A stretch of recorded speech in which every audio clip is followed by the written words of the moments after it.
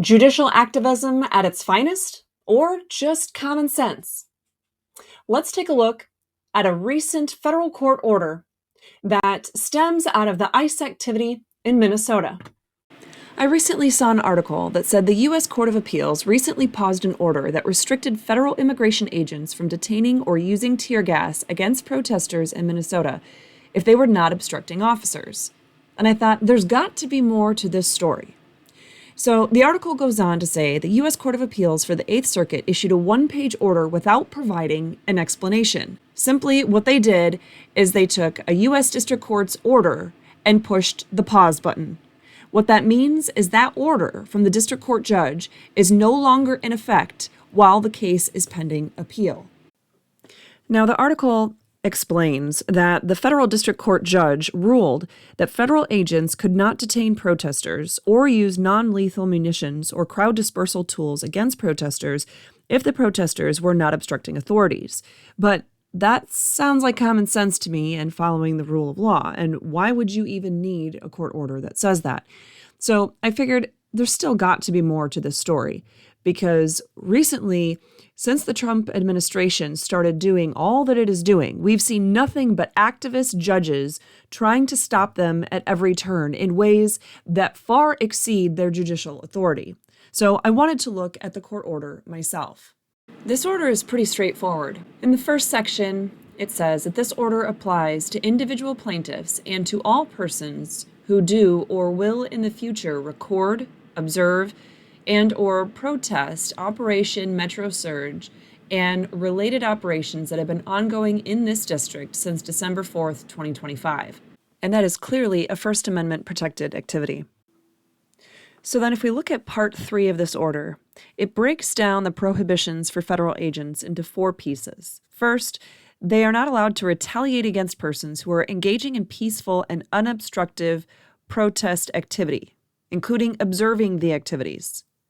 Well, if they're not obstructing and they're peaceful, that's First Amendment 101.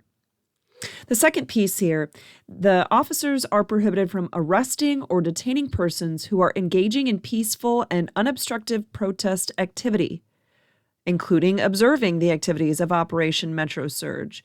It says here, absent a showing of probable cause or reasonable suspicion that the person has committed a crime or is obstructing or interfering with the activities of ICE. Constitution 101.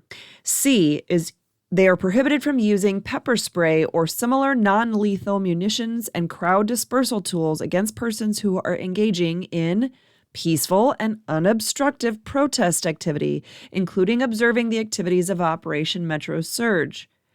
Again, they are not allowed to do anything like this under the plain meaning and enforcement of the Constitution as it is written. But let's continue to Part D here.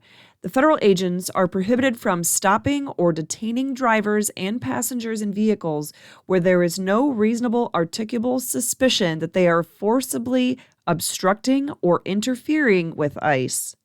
Now, this federal district court judge's order does not say that ICE is bad. It does not say that immigration enforcement is bad. It does not say that those morons that are out there interfering with ICE operations are free to do as they please.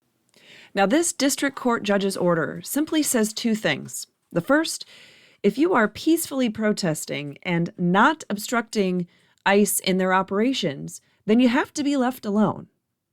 And 2, if you are committing a crime and the cops have a probable cause or reasonable suspicion to believe that you are committing a crime or that you are obstructing and interfering with ICE operations, then you can be arrested or detained. And those 2 things are plain common sense.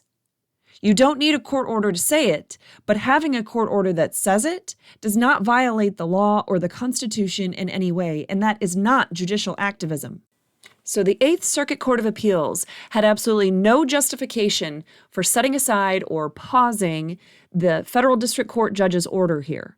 And it's all the more reason why all judges, including appellate court judges, should be required to put in writing the reason for each of their decisions that they make.